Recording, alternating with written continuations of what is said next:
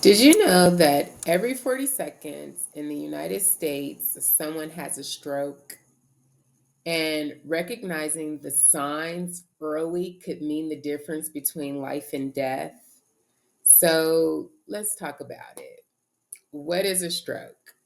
A stroke occurs when the burst blood vessels. Burst blood vessels generally come from having high blood pressure over a long period of time or trauma, but the number one cause or let's see, the most the highest risk factor is having high blood pressure over a long period of time.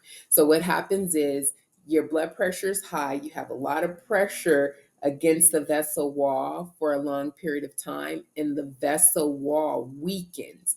And after so many years, it ends up bursting. And once it bursts, blood leaks into the brain, and then you end up having a stroke, embolism. 80% of strokes can be prevented by doing simple things like managing your blood pressure. High blood pressure is the top risk factor for stroke. Like I said, after having pressure on those vessels over time, over years, it's going to cause the vessel wall to weaken and eventually it's going to burst. And once it bursts, you will have a stroke. So, controlling your blood pressure is the number one thing you can do to avoid a stroke. The second thing, exercise regularly. Engage in at least 150 minutes of moderate activity weekly.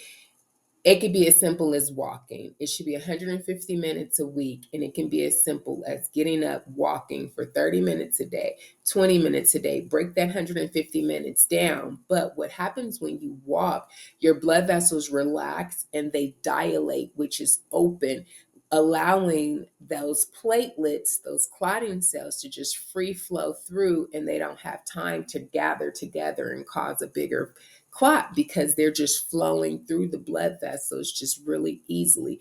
So, exercising or engaging in at least 150 minutes of moderate activity like walking will help prevent a stroke.